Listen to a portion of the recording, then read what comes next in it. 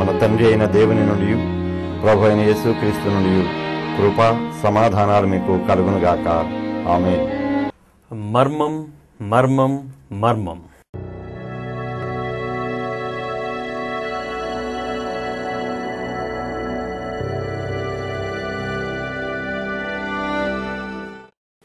మర్మం వీక్షకులకు క్రీస్తు యేసు ప్రశస్త నామములో శుభాభివందనాలు తెలియజేస్తూ ఉన్నా.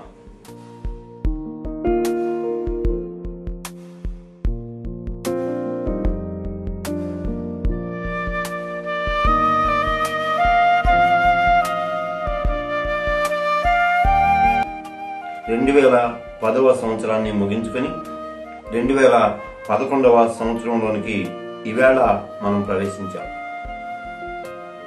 ఈ ఏడాది కాలమంతా దేవుని కృపా క్షేమాలు సమృద్ధిగా మన మీద కురుమరించబడాలని ప్రభువుని వేడుకుందాం. ముందుగా ఈ కార్యక్రమంలో ఒక నూతన సంవత్సర గీతిక వినిపించాలని ఆశపడుతూ ఉన్నాను. 2006వ సంవత్సరం నవంబర్లో ఈ పాటను ప్రత్యేకంగా ఒక కార్యక్రమం కోసం నేను రాయటం జరిగింది. ఈ పాటను గుంటూరు యునైటెడ్ పాస్టర్స్ ఫెలోషిప్ కార్యదర్శిగా పనిచేస్తున్న ప్రభుదాస్ గారి కుమార్తెలు అద్భుతంగా పాడి ఆలపించారు.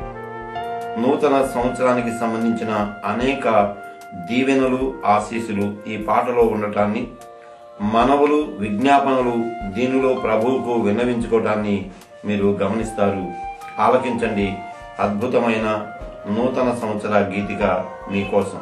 వందనంబు దేవా, వందనంబు ప్రభువా, వందనంబు దేవా, వందనంబు ప్రభువా, తండ్రి తనయ శుద్ధాత్మ నీకిదే వందనంబు దేవా, తండ్రి తనయ శుద్ధాత్మ నీకిదే వందనంబు దేవా, తండ్రి తనయ శుద్ధాత్మ నీకిదే వందనంబు ప్రభువా, తండ్రి తనయ శుద్ధాత్మ నీకిదే వందనంబు ప్రభువా, వందనంబు దేవా, వందనంబు ప్రభువా, వందనంబు దేవా, నీకిదే వందనంబు ప్రభువా. పాపమగరి సనిసా నీని నిరీరిగా, పాపమగరి సనిసా నీని నిరీరిగా, పాపప మదప పాపప మదప మమదాదనీసా, పాపప మదప పాపప మదప మమదాదనీసా. ఇన్నాళ్ళు మాకిల కరుణ చూపినావు, కన్న తండ్రి కంటే మించి కాచినావు. ఇన్నాళ్ళు మాకిల కరుణ చూపినావు, కన్న తండ్రి కంటే మించి కాచినావు. ఎన్నలేని దీవెన ఇమ్ము మాకు ప్రభువా,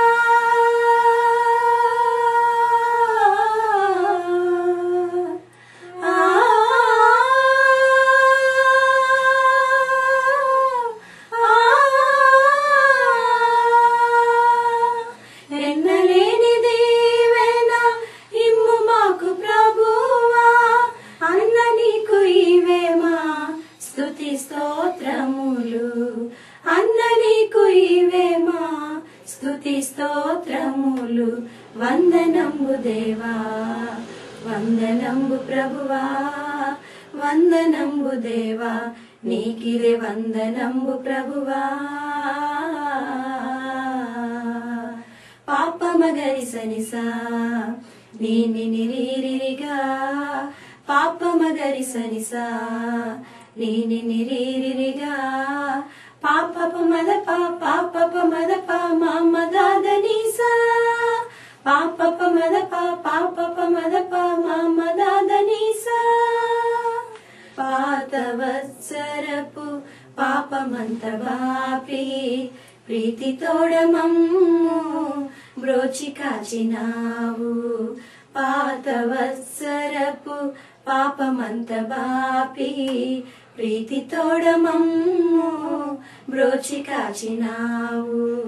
నూతనాబ్దమునని నీతి నొసగు దేవా,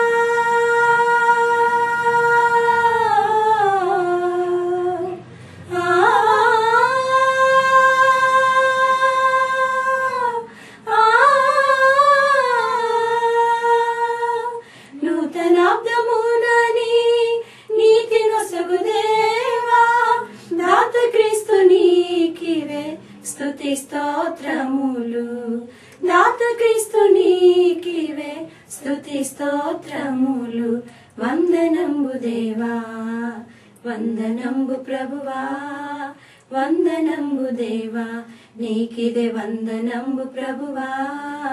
తండ్రి తనయ శుద్ధాత్మ నీకిదే వందనంబు దేవా. తండ్రి తనయ శుద్ధాత్మ నీకిదే వందనంబు దేవా. తండ్రి తనయ శుద్ధాత్మ నీకిదే వందనంబు ప్రభువా. తండ్రి తనయ శుద్ధాత్మ నీకిదే వందనంబు ప్రభువా. వందనంబు దేవా వందనంబు ప్రభువా వందనంబు దేవా నీకిదే వందనంబు ప్రభువా.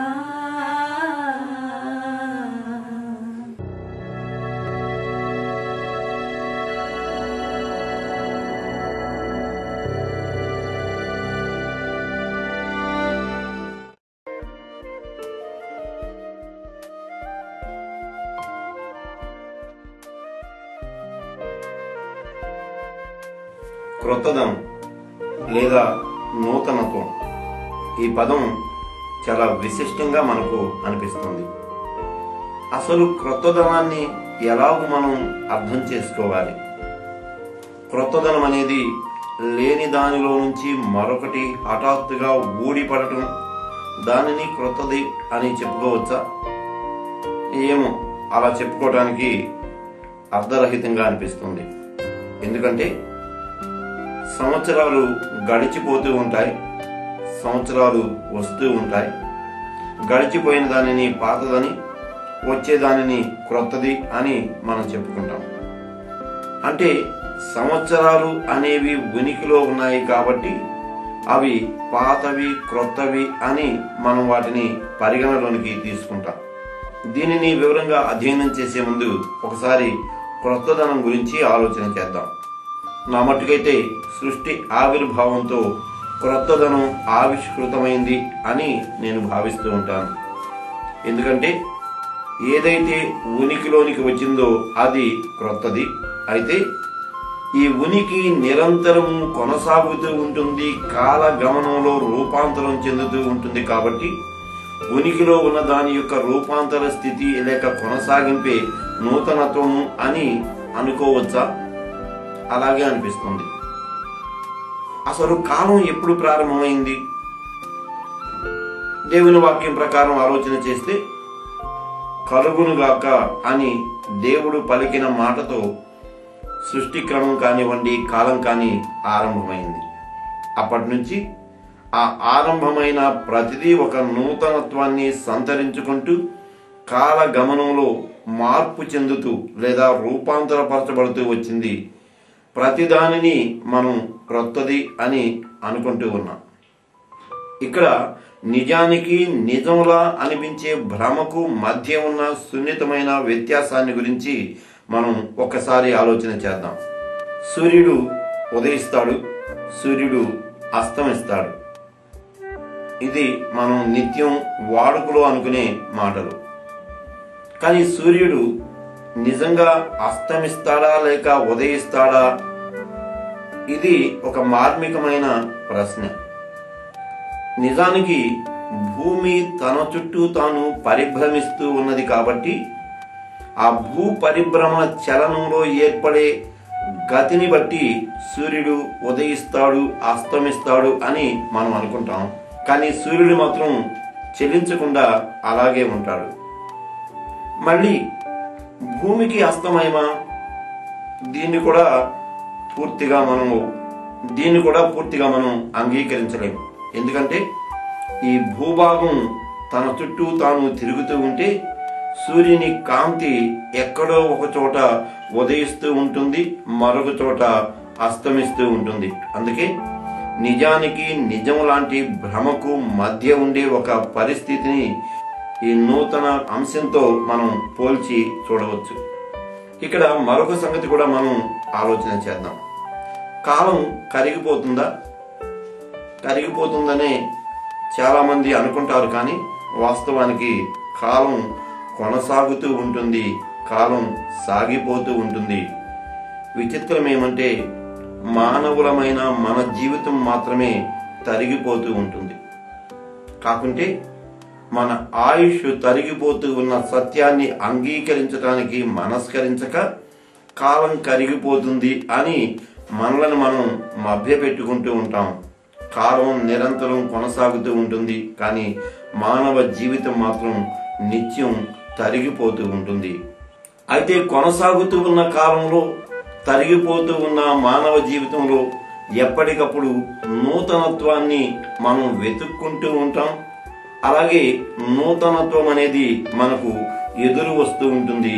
ఇది మానవ జీవితంలో అర్థం కానటువంటి ఒక మార్మికమైన సంగతి. మరి కొంచెం వివరంగా మాట్లాడుకుందాం. తెలుగులో అక్షరాలు 56. అవి ఎప్పటికీ మార్పు చెందవు. కానీ ఈ 56 అక్షరాలతో అనేక పదాలను మనం సృష్టించి ఆ పదాలను వాక్యాలుగా సమకూర్చి ఎప్పటికప్పుడు నూతన భావాన్ని మనం వ్యక్తపరుస్తూ ఉంటాం. అంటే ఉనికిలో ఉన్న అక్షరాలు కానివ్వండి, అక్షర సముదాయమైన పదాలు కానివ్వండి, మార్పు చెందవు. కానీ ఈ పద సముదాయాన్ని మనం వాక్యంగా పేర్చుకుంటూ వెళతామే, మళ్ళీ ఆ వాక్యాలుగా మనం పద సముదాయాలను కూర్చినప్పుడు మన మనసులోని భావాన్ని వ్యక్తపరుస్తూ ఉంటామే, అది ఎప్పటికప్పుడు నూతనత్వంగా ఉంటుంది. కనుక పాతది ఉనికిలో ఉంటూనే అది తనను తాను రూపాంతరపరుచుకోవడం ద్వారా నూతనంగా మన కళ్ళ ముందు కనబడుతుంది అని మనం చెప్పుకోవచ్చు. మళ్ళీ క్రైస్తవ విశ్వాసంలోనికి మనం వెళ్ళి చూస్తే నూతన జన్మ అని, నూతన అభిషేకం అని, ఇంకా నూతన నిబంధన అని, ఇలాగూ ప్రతి సందర్భంలో కూడా క్రొత్తవి మన విశ్వాసంలో ప్రత్యక్షమవుతూనే ఉంటాయి. అసలు ఎందుకు మనిషి క్రొత్తదనాన్ని ఆకాంక్షిస్తూ ఉంటాడు? ఇంకా చెప్పాలంటే ఎందుకు ప్రతిదీ క్రొత్తదిగా తనను తాను రూపాంతరపరుచుకుని మనకు తారసపడుతూ ఉంటుంది? మళ్ళీ ఇది అర్థం కానటువంటి మర్మం. మర్మం కార్యక్రమంలో ఇప్పుడు చిన్న బ్రేక్ తీసుకుందాం. జీవన ప్రయాణం ప్రారంభం నుండి తెలుగులో నిర్మించిన తొలి క్రిస్టియన్ టెలిఫిల్మ్ జీవన ప్రయాణం ప్రారంభం నుండి ఆదికాండం తొలి 4 అధ్యాయాలలోని ఇతివృత్తాంతంపై సుమా క్రియేషన్స్ సృజనాత్మకంగా రూపొందించిన మనోజ్ఞ దృశ్య కావ్యం జీవన ప్రయాణం ప్రారంభం నుండి స్వార్థ జ్వాల సంచాలకులు, గుంటూరు యునైటెడ్ పాస్టర్స్ ఫెలోషిప్ వ్యవస్థాపక అధ్యక్షులు రెవరెండ్ పిబి రవిప్రసాద్ గారికి ప్రభు అనుగ్రహించిన ఒక ప్రత్యేక దర్శనం జీవన ప్రయాణం ప్రారంభం నుండి 2011 జనవరి 15 నుండి ప్రతి శనివారం సాయంత్రం 5 గంటల నుండి 5:30 వరకు మీ శుభవార్త ఛానల్లో తప్పక చూడండి. జీవన ప్రయాణం ప్రారంభం నుండి. మరిన్ని వివరాలకు సంప్రదించండి. మా అడ్రస్ రెవరెండ్ పిబి రవిప్రసాద్, సువార్త జ్వాల, హౌసింగ్ బోర్డ్ కాలనీ, గుంటూరు 522005. మా ఫోన్ నెంబర్ 9676116311. మా ఈమెయిల్ అడ్రస్ raviprasadmarmam@gmail.com.